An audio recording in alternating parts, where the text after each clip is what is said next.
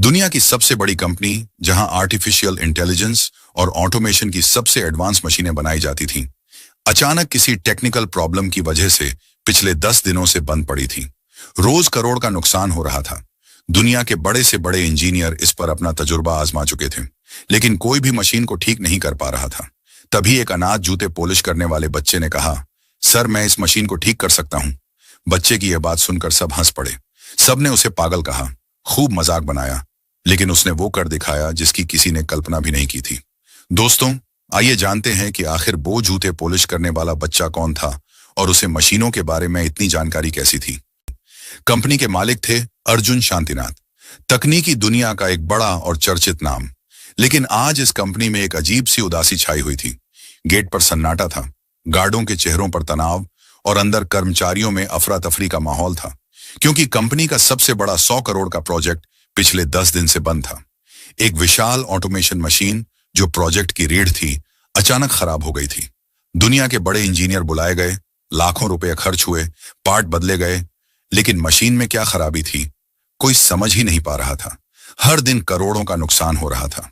Top meeting room में अर्जुन शांतिनाथ गुस्से में टेबल पर हाथ मारकर बोले, 10 दिन हो गए और अभी तक मशीन चालू नहीं हुई। ये कंपनी मजाक नहीं है, करोड़ों लगे हैं इस प्रोजेक्ट में। इंजीनियर सहमे हुए खड़े थे। एक सीनियर इंजीनियर बोला, सर हमने हर हिस्सा चेक कर लिया है, सेंसर, वायरिंग, सॉफ्टवेयर सब ठीक दिख रहा है। दूसरा बोला, विदेश से स्पेशल टीम भी बुला ली है, लेकिन किसी को समझ नहीं आ रहा कि समस्या कहां है। अर्जुन की आंखों में गुस्सा पिघलकर चिंता बनने लगा। अगर अगला सप्ताह भी मशीन बंद रही तो कंपनी को भारी नुकसान झेलना पड़ेगा। उन्होंने आदेश दिया, आज पूरा सिस्टम फिर से चेक करो, मुझे शाम तक प्रोग्रेस चाहिए, वरना सबकी छुट्टी। और वह मीटिंग रूम से बाहर निकल गए। जब मालिक बाहर आए, उनकी नजर गेट के पास फुटपाथ पर बैठा एक 15 साल के लड़के पर पड़ी। हाथ में ब्रश, पॉलिश की बाटली और एक पुराना सा कपड़ा। कपड़ों पर धूल, जेबें फटी हुई, लेकिन आंखों में अजीब सी चमक। नाम था अंश। उस समय मलिक ने उस लड़के को इग्नोर किया और वापस अंदर चले गए। अंश हर रोज यहां आता था, जूते पॉलिश करता, कभी कभी चाय वाले की मदद कर देता, पर उसकी निगाहें हमेशा कंपनी की इमारत पर ही टिकी रहती थीं, मानो कांच की उस दीवार से झांककर वह मशीनों को समझ सकता हो। आज भी वह दूर से मशीन वाले सेक्शन की ओर देख रहा था। इंजीनियरों का भागना दौड़ना, अलार्म का बजना, मालिक का गुस्सा, सब कुछ वह ध्यान से देख रहा था। वह बुदबुदाया, 10 दिन से मशीन बंद है, लेकिन ये लोग गलत जगह देख रहे हैं। असल समस्या तो बैकअप यूनिट में है। लेकिन उसकी यह बात कौन सुनने वाला था। उसे देखकर लोग सिर्फ यही सोचते थे कि ये एक गरीब जूते पॉलिश करने वाला लड़का है। किसी को नहीं पता था कि उसकी रातें कैसी गुजरती हैं। उसके बचपन की कहानी कोई नहीं जानता था। अंश के जन्म के कुछ साल बाद ही उसकी मां ने उसके पिता से तलाक ले लिया था। उसका पिता था अर्जुन शांतिनाथ। जी है, इसी कंपनी का मालिक। लेकिन यह बात किसी को नहीं पता थी, अंश को खुद भी नहीं। तलाक के बाद मां अपने मायके वापस आ गई थी, अपने बूढ़े पिता यानी अंश के नाना के साथ रहने। अंश के नाना छोटा सा गैराज चलाते थे। कहने को तो मां की दुनिया अंश था, लेकिन वह अक्सर बीमार पड़ती रहती थी। तलाक का सदमा उन्हें बर्दाश्त नहीं हुआ। सांस चढ़ जाना, शरीर में दर्द रहना, इस तरह की कई बीमारियां उन्हें बन गई थीं और इलाज बहुत महंगा पड़ रहा था। घर चलाने के लिए, दवाइयां लाने के लिए अंश को दिन भर जूते पॉलिश करने पड़ते थे। लेकिन जैसे ही रात होती, लोग अपने अपने गैराज बंद करके घर चले जाते। लेकिन अंश और उसके नाना अपने छोटे से गैराज में रात को काम करते थे। वो अंश को सिखाते थे कि मशीन कैसे चलाई जाती है, कैसे उन्हें ठीक किया जाता है। अंश के नाना पुराने जमाने के मैकेनिक थे। वो अपने दामाद यानी अर्जुन शांतिनाथ की कंपनी में एक बड़े इंजीनियर रह चुके थे, इसीलिए उन्हें मशीनों की अच्छी खासी नॉलेज थी। उनका छोटा सा गैराज टूटे हुए स्कूटर, पंखे, पुराने जनरेटर और मैले कपड़ों से भरा रहता था। लेकिन अंश के लिए वह जगह मंदिर से कम नहीं थी। वह हर रात नाना से मशीन सीखता, पेंच कैसे घूमता है, करंट कहां से आता है, कोड कैसे पढ़ा जाता है, सब कुछ। नाना अक्सर कहते, अंश बेटा, तेरे हाथ में समझ है, तू मशीन को देखता नहीं, महसूस करता है। अंश हंस देता, नाना बस आपसे ही सिखा है। लेकिन नाना की आंखों में एक और बात छिपी थी, कुछ ऐसा जो वह अंश को कभी नहीं बता पाए थे। अंश दरअसल सिर्फ मेहनती नहीं था, वह जन्म से एक जीनियस था। लेकिन यह जीनियस अपनी मां के इलाज के लिए सड़क पर जूते पॉलिश करता और रात में गैराज में मशीनें सीखता। कंपनी के गेट के सामने बैठा अंश मशीन वाले हॉल को देखता रहा। वह मशीन उसे अजीब तरह से आकर्षित कर रही थी। उसने खुद से कहा, अगर मुझे 5 मिनट भी मिल जाए, मैं इसे ठीक कर दूं। इतने में बाहर से आवाज आई, अबे ओ जूते पॉलिश वाले, उठ, यहां से हट। एक गार्ड उसे डांट रहा था। अंश जल्दी से खड़ा हुआ। जी हाँ, मैं हट रहा हूं। लेकिन जाते जाते भी उसकी नजरें मशीन वाले सेक्शन को देख रही थीं। इसी बीच मालिक अर्जुन शांतिनाथ फिर बाहर आए। अर्जुन ने पहली बार अंश को ध्यान से देखा। उसके फटे कपड़े, उसकी आंखों की चमक उन्हें अजीब तरह की खटक गई। अर्जुन ने गार्ड से पूछा, ये लड़का कौन है? गार्ड बोला, सर, यहां रोज आता है, जूते पॉलिश करता है, बस कभी कभी मशीन की तरफ घूरता रहता है। अर्जुन ने अंश की ओर देखा। अंश ने नजरें झुका लीं। कुछ मिनट की खामोशी के बाद अर्जुन ने कहा, तुम मशीन को इतने ध्यान से क्यों देखते हो? अंश धीरे से बोला, सर, मुझे मशीनें अच्छी लगती हैं। अर्जुन ने तंज किया, मशीनें? और तुम जूते पॉलिश करते हो बेटा? ये करोड़ों की टेक्निकल मशीनें हैं। अंश ने हिम्मत करके कहा, सर, अगर बस एक बार मशीन के पास जाने दें, मैं बता सकता हूं क्या समस्या है। पूरे स्टाफ ने हंस दिया। ये बताएगा? जूते चमकाने वाला बच्चा मशीन ठीक करेगा? सर, समय बर्बाद मत कीजिए। लेकिन अंश चुप रहा। उसके चेहरे पर एक अजीब विश्वास था, जैसे कोई रहस्य छुपा हो। और अर्जुन को न जाने क्यों उस लड़के के चेहरे में अपना बचपन दिखाई देने लगा। लेकिन वो बिना कुछ कहे वहां से वापस चले गए। अंश भी मशीनों को देखता हुआ अपने घर चला गया। घर जाकर उसने खाना खाया और फिर अपने नाना के साथ मशीनों के बारे में सीखने लगा। अगली सुबह कंपनी के गेट के सामने वही हलचल थी। इंजीनियरों के हाथों में फाइलें, कॉन्फ्रेंस कॉल की आवाजें, और मशीन अभी भी बंद थी। अंश फुटपाथ पर अपना छोटा सा स्टूल रखकर बैठा था। उसके सामने पॉलिश की बोतल और ब्रश रखा था। लेकिन आज वह पहले से भी ज्यादा बेचैन था। उसकी मां की दवा खत्म हो गई थी। कल रात नाना ने कहा था, अंश, तू बहुत तेज दिमाग वाला है, लेकिन दुनिया तेरा विश्वास नहीं करेगी जब तक तू खुद को साबित नहीं कर देता। अंश की आंखें भर आईं। नाना ने मुस्कुराकर कहा, दुनिया किसी गरीब के हुनर को नहीं पहचानती बेटा, जब तक वह अपनी काबिलियत से दुनिया को झटका न दे दे। ये बात अंश के दिल में उतर गई। अंश को अपनी मां की दवा लेने के लिए पैसे चाहिए थे। उसने सोचा, अगर मैं मशीन ठीक कर दूं तो शायद मुझे कुछ मिल जाएगा और फिर मां का इलाज हो जाए। ये सोचकर वो गेट पर पहुंचा। धीरे से गार्ड से बोला, भैया, बस 5 मिनट। गार्ड चिल्लाया, अबे, फिर आ गया तू?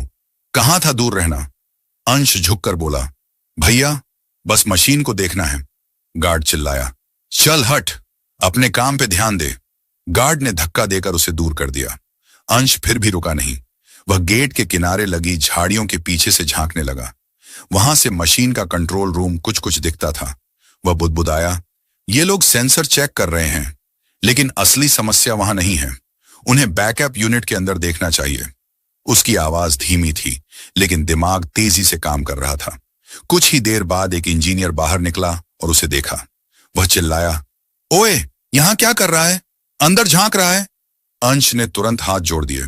सर, मैं बस देखना चाहता हूं। इंजीनियर आग बबूला हो गया। देखने से क्या होगा? इतनी बड़ी बड़ी कंपनियों की मशीनें बच्चों के खिलौने नहीं होती। चल भाग यहां से। अंश ने सिर झुका लिया। उसके हाथ कांप रहे थे, लेकिन आंखों में वही चमक थी। वह धीरे धीरे वापस फुटपाथ पर आकर बैठ गया, लेकिन उसकी नजरें गेट पर ही टिकी रहीं। उस दिन मशीन का शोर अचानक बंद हो गया। सायरन सी आवाज आई, ट्रर ट्रर, सिस्टम क्रिटिकल एरर। कंपनी के सारे कर्मचारी बाहर भागने लगे। अंश डरते हुए गेट के पास आया, लेकिन जैसे ही उसने अंदर झांका, गार्ड फिर चिल्लाया, तेरी तो मैं अभी, भाग यहां से। उसने अंश को फिर धक्का दिया। इस बार अंश सड़क पर गिर पड़ा। उसके कपड़े और गंदे हो गए। कुछ लोग हंसने लगे। ये बच्चा क्या कर लेगा मशीन के बारे में? हद है भीख मांगने वालों की। एक महिला बोली, ये लड़का पागल है क्या? इतनी बड़ी कंपनी में जाएगा? एक आदमी बोला, ये सोचता है मशीन ठीक करेगा। अरे, इसे तो लैपटॉप भी चलाना नहीं आता होगा। अंश ने कुछ नहीं कहा, बस अपने घुटनों से धूल झाड़ी और फिर चुपचाप एक कोने में बैठ गया। उसकी आंखों से आंसू गिर रहे थे, लेकिन उसके दिमाग में सिर्फ एक ख्याल था, काश मुझे सिर्फ 5 मिनट मिल जाते। वह पूरे दिन चुपचाप कंपनी के बाहर बैठा रहा। शाम के करीब अर्जुन शांतिनाथ कंपनी से बाहर निकले। उनका सिर दर्द से भारी था। मशीन अभी भी बंद थी। उन्होंने गेट के पास वही लड़का देखा, थका हुआ, कपड़े धूल से भरे, लेकिन आंखों में अजीब चमक। अर्जुन ने गार्ड से पूछा, तुम इसे बार बार क्यों धक्का देते हो? गार्ड ने शिकायत की, सर ये रोज मशीन वाले सेक्शन में झांकने आता है, कहता है मशीन ठीक कर देगा। अर्जुन ने ठंडी हंसी भरी, मशीन ठीक कर देगा ये? फिर उन्होंने अंश की तरफ देखा। अर्जुन बोले, तुम रोज मशीन की तरफ क्यों देखते हो? क्या समझते हो तुम? अंश ने डरते डरते कहा, सर मैं मशीन को बस एक बार करीब से देख लूं तो बता सकता हूं। इंजीनियर, कर्मचारी, गार्ड सब हंस पड़े। सर ये मजाक कर रहा है, ये बच्चा क्या जानता होगा, मशीन करोड़ों की है, खिलौना नहीं। लेकिन अंश चुप रहा। उसने सिर्फ अर्जुन की आंखों में भरोसा खोजने की कोशिश की। एक पल के लिए अर्जुन के मन में एक हल्की सी टीस उठी, जैसे किसी गहरे रिश्ते की पहचान, लेकिन वह एहसास अभी अधूरा था। अर्जुन ने सख्त लहजे में कहा, ठीक है, अगर तुम कुछ जानते हो तो अंदर चलकर बता दो। पूरा स्टाफ दंग रह गया। सर ये, सर मजाक मत कीजिए, ऐसे कैसे किसी बच्चे को मशीन के पास ले जा सकते हैं? अर्जुन ने कहा, मैंने कहा है उसे अंदर लाओ। अंश पहली बार कंपनी के अंदर आया। अर्जुन उसके साथ चल रहा था, लेकिन सामने हर तरफ लोग फुसफुसा रहे थे। ये जूते पॉलिश करने वाला बच्चा कंपनी की मशीनों को क्या समझेगा? सर पता नहीं क्यों इसे अंदर ले आए। अंश सब सुन रहा था, लेकिन उसकी नजर सिर्फ मशीन पर था, वही हाइड्रोलाइन 700 मशीन, जिसे वह महीनों से बाहर खिड़की से झांक झांक कर देखता था। मशीन रुकी हुई थी, लाल लाइट जल रही थी। अर्जुन गुस्से में इंचार्ज पर चिल्लाया, 10 दिन से मशीन बंद है, किसी इंजीनियर ने सही से जांच भी नहीं की। इंचार्ज बोला, सर हमने कोशिश। अर्जुन ने हाथ उठाकर उसे रोका और अंश की ओर देखा। अंश तुम्हें पता है ये मशीन क्यों बंद है? कमरे में सन्नाटा। सभी की निगाहें उस 13 साल के दुबले पतले बच्चे पर थीं, जो फटी शर्ट पहने एक हाथ में पुरानी कपड़े की थैली पकड़े खड़ा था। अंश ने धीरे से कहा, सर अगर मैं मशीन को पास से देख लूं तो शायद बता सकूं। लोग हंसने लगे। देखकर बताएगा? ये कोई खिलौना है? इंजीनियर फेल हो गए और ये बच्चा ठीक करेगा? लेकिन अर्जुन के चेहरे पर जरा भी हंसी नहीं थी। अर्जुन ने सख्ती से कहा, चुप, जो लोग इसे रोकने की कोशिश करेंगे कल से नौकरी पर मत आना। अचानक पूरा हॉल शांत। अंश धीरे धीरे मशीन के चारों ओर घूमने लगा। हर जगह सूंघकर हवा को महसूस किया। आवाज, कंपन, तेल की गंध, सब कुछ। इंजीनियर बड़बड़ाते रहे, ये बच्चा ड्रामा कर रहा है, किसे बेवकूफ बना रहा है ये। लेकिन अंश अपने ही दुनिया में था। अंश ने झुककर नीचे की तरफ देखा और अचानक बोला, सर ये बंद नहीं हुई, इसे किसी ने बंद कराया है। पूरा कमरा चौंक गया। इंचार्ज ने हंसकर कहा, क्या बकवास कर रहा है, मशीन खराब है इसलिए बंद है। अंश ने सीधा उसकी आंखों में देखते हुए कहा, नहीं सर, मशीन खुद नहीं रुकी, इसके मेन प्रेशर वाल्व को हाफ टर्न घुमाया गया है। यह हादसा नहीं, किसी का इरादा है। अर्जुन का चेहरा सख्त हो गया। एक सीनियर इंजीनियर आगे आए। यह असंभव है, उस वाल्व तक पहुंचने के लिए मशीन खोलनी पड़ती है, और वह मशीन 2 दिन पहले हमारे सिवा किसी ने नहीं खोली। अंश ने मशीन के एक छोटे कोने की ओर इशारा कर कहा, नहीं सर, अगर कोई इस पैनल की तीसरी स्क्रू खोल दे तो बिना मशीन खोले वाल्व तक हाथ पहुंच सकता है। इंजीनियर स्तब्ध। उन्होंने जाकर स्क्रू चेक किया। तीसरी स्क्रू थोड़ी ढीली थी, मतलब अंश बिल्कुल सही था। हॉल में सन्नाटा फैल गया। अर्जुन धीरे से बोला, मतलब किसी ने सैबोटाज किया है कंपनी को नुकसान पहुंचाने के लिए। फिर उसने अंश की तरफ देखा, और तुम्हें यह सब कैसे पता? अंश ने सिर झुकाकर कहा, सर मैं रात को अपने नाना के गैराज में मशीनें खोलता सीखता हूं, बस वहीं से समझ आया। यह सुनते ही कई लोग चौंक गए। अर्जुन ने कुछ देर अंश को देखा, जैसे उसकी आंखों में कोई नई उम्मीद चमक उठी हो। अंश, अगर मैं कहूं कि मशीन को चालू कर दो, क्या कर पाओगे? इंजीनियर चौंक कर बोले, सर यह मजाक नहीं है, इतनी भारी मशीन गलती से भी ब्लास्ट हो सकती है। लेकिन अर्जुन ने कहा, मैंने फैसला कर लिया है। फिर उसने अंश की ओर देखते हुए कहा, बोलो अंश, तैयार हो? अंश ने पहली बार मुस्कुराकर कहा। जी सर, कोशिश करूंगा। इस एक लाइन ने पूरा हॉल चुप कर दिया। इंजीनियरों ने एक दूसरे को देखा। यह पागलपन है। अगर मशीन फट गई तो? बच्चा है सर, यह खेल नहीं। लेकिन अर्जुन की नजरें सिर्फ अंश पर थीं, जिसमें किसी भी तरह का डर नहीं था, सिर्फ एक उम्मीद थी। अंश झुककर मशीन के निचले हिस्से में गया, जहां एक छोटा सा कंपार्टमेंट था। उसने टॉर्च मांगी। इंजीनियर ने झुंझलाकर कहा, टॉर्च लेकर क्या करेगा? तुमसे नहीं। अर्जुन ने तीखे स्वर में कहा। दे दो। टॉर्च हाथ में आते ही अंश ने अंदर झांका और तुरंत बोल पड़ा, देखा सर, ये पाइप, ये वाला नहीं, इसे यहां होना चाहिए था। इंजीनियर ने झुककर देखा और चौंक गया। ये तो सही में गलत जगह है। अंश ने मशीन के अंदर हाथ डालकर धीरे से उस पाइप को घुमाया और एग्जैक्ट जगह फिट किया। इंजीनियर दंग थे। एक आदमी बड़बड़ाया, हमसे इतनी दिनों से गलती हुई और ये बच्चे ने 2 मिनट में पकड़ ली। अंश मशीन के दाएं हिस्से में गया, जहां एक बड़ा जंक्शन बॉक्स था। वह हल्का सा कंपन कर रहा था। अंश ने उसका हाथ उस पर रखा और अचानक पीछे हट गया। सर, अगर इसे अभी ऑन कर दिया तो ब्लास्ट हो जाएगा। पूरा स्टाफ दहशत में। अर्जुन आगे बढ़ा। ब्लास्ट? लेकिन क्यों? अंश ने बॉक्स की तरफ इशारा किया। सर, इस पैनल की वायरिंग बदल दी गई है। पॉजिटिव और नेगेटिव क्रॉस कर दिए गए हैं। एक इंजीनियर चिल्ला पड़ा, यह तो कोई जानबूझकर ही करेगा, यह हादसा नहीं है। अर्जुन को अंश की बात याद आई। सर, इसे किसी ने बंद कराया है। अब सब कुछ साफ हो रहा था। अंश ने कहा, सर, मुझे सिर्फ 10 मिनट दीजिए। अगर मैं गलत हुआ, मैं खुद यहां से चला जाऊंगा। अर्जुन बोला, शुरू करो। अंश स्क्रू ड्राइवर और एक छोटे प्लास की मांग करता है। इंजीनियर उसे उपकरण देने में भी हिचक रहे थे, लेकिन अर्जुन के एक इशारे पर दे दिए। अंश मशीन के पीछे जाकर बिल्कुल सही तारों को पहचानता है, उन्हें काटता है, फिर दोबारा जोड़ता है। कई लोग स्क्रीन पर स्क्रीनिंग डेटा देख रहे थे। सब कुछ अंश की बात से मैच हो रहा था। 10 मिनट पूरे हुए। अंश मशीन के सामने खड़ा हो गया और बोला, सर, अब इसे ऑन किया जा सकता है। सब हड़बड़ाए। अरे अभी मत करना, कुछ गलती हुई तो? बच्चा है, क्या पता। अर्जुन ने किसी की नहीं सुनी। उसने अंश को ही इशारा किया, तुम ही ऑन करो। अंश धीरे से मुख्य बटन के पास गया, एक लंबी सांस ली और क्लिक। 2 सेकंड, 5 सेकंड, 7 सेकंड, सबकी सांसें थमी हुई थीं। अचानक गूंस, मशीन चालू हो गई। लाल लाइट बंद, हरी लाइट जल उठी। सारा सिस्टम रिवाइव हो गया, जैसे 10 दिन से सोई मशीन आज बच्चे की आवाज सुनकर जाग गई हो। हॉल में चारों तरफ, ओह माय गॉड, ये बच्चे ने कर दिया, अविश्वसनीय। अर्जुन की आंखों में चमक थी। वह धीरे से बोला, अंश, तुमने कर दिखाया। अंश ने शर्माते हुए कहा, सर, मैंने कुछ नहीं किया। मशीन खुद बता रही थी कि उसे क्या तकलीफ है। मशीन चालू हो चुकी थी, हरी लाइट चमक रही थी, सारी कंपनी में खुशियों की आवाज थी। लेकिन अर्जुन चुप खड़ा बस अंश को देख रहा था।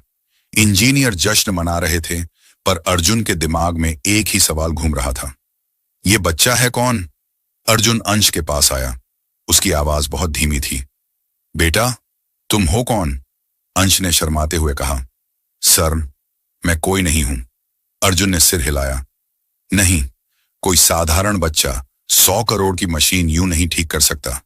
वह नीचे घुटनों के बल बैठ गया ताकि उसकी आंखें अंश की बराबर हों। सच सच बताओ, तुम्हें मशीनों की इतनी जानकारी कहां से मिली? तुम इस कंपनी में बार बार क्यों आते थे? अंश ने गहरी सांस ली और पहली बार खुलकर बोला, सर, मैं जूते पॉलिश करता हूं। मेरी मां बहुत बीमार रहती है, उनकी दवाइयों के लिए मैं सड़क किनारे जूते पॉलिश करता हूं। पूरे हॉल में सन्नाटा। रात में मैं नाना के छोटे से गैराज में काम करता हूं, वहीं पुरानी मशीनें खोलता हूं, उन्हें वापस जोड़ना सीखता हूं। इंजीनियरों ने आपस में देखा, एक बच्चा, गराज और इतनी गहरी समझ। अर्जुन ने धीरे से पूछा, तुम्हारे पिता? अंश ने सिर झुका लिया। मुझे नहीं पता सर, मैंने उन्हें कभी नहीं देखा। यह जवाब अर्जुन के दिल में चुभ गया, क्योंकि उसकी अपनी कहानी ठीक ऐसी ही थी। अर्जुन ने ध्यान से अंश का चेहरा देखा। उसकी आंखें, उसकी नाक, उसकी बोलने की शैली, कुछ बहुत गहरा अर्जुन के अंदर हिल रहा था। उसने धीरे से पूछा, तुम्हारी मां का नाम क्या है? अंश ने कहा, अनन्या, अनन्या शौर्य। यह सुनते ही अर्जुन के पैरों के नीचे से जमीन खिसक गई। हॉल में खड़े लोग देख रहे थे। अर्जुन की सांस रुक गई थी।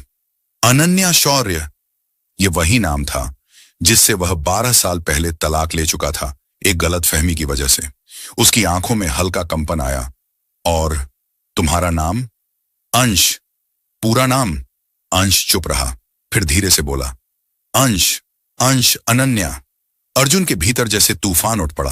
अर्जुन ने लगभग कांपती आवाज में पूछा, तुम्हारी उम्र? 12 साल। तुम कहां रहते हो? नाना के साथ। मां कहती हैं कि पापा ने उन्हें छोड़ दिया और कभी वापस नहीं आए। अर्जुन जमीन पर बैठ गया, आंखें लाल, हाथ कांप रहे थे। 12 साल, उसी साल का बच्चा, अनन्या का बेटा, दिखने में बिल्कुल उसी जैसा। अर्जुन की आवाज टूट गई। अंश, क्या तुम्हारी मां ने कभी तुम्हारे पापा की तस्वीर दिखाई? नहीं सर, वो हमेशा कहती हैं, कुछ तस्वीरें फाड़ दी, कुछ खो गईं। अर्जुन की आंखों से आंसू गिर पड़े। वह समझ चुका था, यह बच्चा, यह वही है, उसका अपना, उसका खोया हुआ बेटा। अर्जुन ने अंश को कसकर पकड़ लिया, जैसे 12 साल का सूखा एक ही पल में बारिश में बदल गया हो। इंजीनियर, स्टाफ, सभी लोग दंग खड़े थे। अर्जुन ने कांपती आवाज में कहा, अंश, तुम मेरे। वह पूरी बात नहीं बोल सका, गला भर आया। उसने अंश का चेहरा दोनों हाथों में लिया। बेटा, तुम मेरे जैसे क्यों लगते हो? अंश घबरा गया। सर, आप ठीक हैं?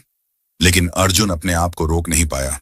धीरे से बोला, क्योंकि तुम शायद मेरे ही बेटे हो। पूरी कंपनी में एक चीख सी फैल गई। क्या? मालिक का बेटा? अंश डर गया, पीछे हट गया। ऐसा मत कहिए, मेरी मां, हम बहुत गरीब हैं। अर्जुन ने तुरंत कहा, गरीबी किसी रिश्ते को नहीं रोक सकती। अंश, और अगर तुम मेरे बेटे निकले तो तुमने आज सिर्फ मशीन नहीं, मेरी जिंदगी भी ठीक कर दी है। अर्जुन ने सुरक्षा विभाग को बुलाया और साफ शब्दों में कहा, कल सुबह डीएनए टेस्ट होगा। पूरे स्टाफ के बीच सन्नाटा छा गया। अंश बस एक ही बात सोच रहा था, क्या वाकई यह आदमी मेरा पापा हो सकता है? अर्जुन का दिल धड़क रहा था। क्या अंश वही बेटा है जिसे किस्मत ने 12 साल बाद लौटाया है?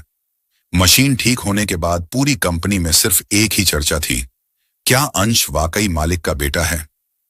अंश घबराया हुआ था। वह सोच भी नहीं पा रहा था कि उसकी एक छोटी सी कोशिश उसकी पूरी जिंदगी बदल देगी। अर्जुन उसे अपनी कार से घर छोड़ने लगा, लेकिन अंश ने मना कर दिया। सर, मैं खुद चला जाऊंगा। अगर लोग मेरी मम्मी को देखकर कुछ बोले, उन्हें बहुत बुरा लगेगा। अर्जुन ने पहली बार अंश के सिर पर हाथ फेरा। कल मैं तुम्हारे घर आऊंगा, डीएनए टेस्ट होगा, फिर सच सामने आएगा। अंश चुपचाप चला गया। अर्जुन पूरी रात सो नहीं पाया। अर्जुन पहली बार उस पुराने मोहल्ले में पहुंचा जहां अंश रहता था। सड़क तंग, लोग गरीब, लेकिन एक छोटा सा घर जिसके दरवाजे के बाहर जूते पॉलिश का छोटा सा डिब्बा रखा था। अर्जुन का दिल पिघल गया। वहीं एक औरत बैठी थी, कमजोर लेकिन चेहरे पर अजीब सी शांति। वह अनन्या थी, वही महिला जिससे अर्जुन ने 12 साल पहले एक गलतफहमी में तलाक ले लिया था। अर्जुन का गला भर आया। अनन्या। अनन्या ने उसकी ओर देखा, पहचान गई, लेकिन कोई खुशी नहीं, सिर्फ पुराने घाव। क्यों आए हो अर्जुन? उसकी आवाज टूटी हुई थी। अर्जुन ने कहा, अनन्या, मुझे अंश के बारे में जानना है। अनन्या सहम गई। उसे क्यों परेशान कर रहे हो? वो तो वैसे ही आधी रात तक काम करता है। मेरे इलाज के लिए? अर्जुन ने कांपती आवाज में कहा।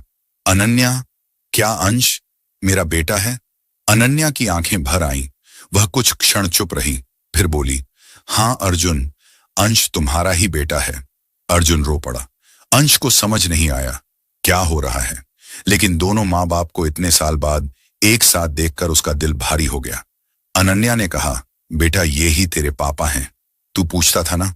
अर्जुन अंश के सामने घुटनों पर गिर गया। बेटा, मुझे माफ कर दो। उसकी आवाज पूरी तरह टूट चुकी थी। अंश रोते हुए बोला, पापा, आपको कभी गलती से भी छोड़कर नहीं जाऊंगा। ये वो पल था जो किस्मत ने 12 साल तक रोके रखा था। अर्जुन ने एक और राज खोल दिया। अंश, जिस इंजीनियर ने मशीन की वायरिंग बदली थी, उसने कबूल कर लिया।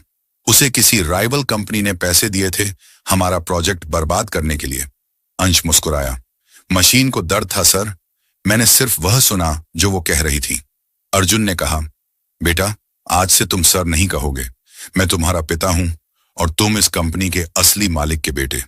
इंजीनियर, स्टाफ, सबको बताया गया। कंपनी को बचाने वाला बच्चा अब उसी मालिक का खोया हुआ वारिस है। अर्जुन ने अनन्या का इलाज करवाया। अंश को एक शानदार स्कूल में दाखिला मिला और अपने गैराज को कंपनी के अधीन करते हुए नाना को इज्जत और नौकरी मिली। पूरी जिंदगी जितनी तकलीफों में गुजरी थी, उतना ही बड़ा पुरस्कार अंश को मिला, अपने माता पिता का प्यार। अंश हर दिन मशीनों के साथ रहता, सीखता, समझता और अर्जुन हर बार उसे देखकर सोचता, काश मैंने उसे कभी खोया ही ना होता। लेकिन अंश मुस्कुराकर कहता, पापा, किस्मत गलत नहीं होती।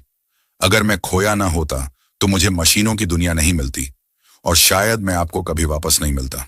अर्जुन ने उसे गले लगा लिया। दोस्तों, आपको ये कहानी कैसी लगी हमें कमेंट में जरूर बताएं और आप इस वीडियो को देश के किस कोने से देख रहे हो ये भी जरूर बताएं।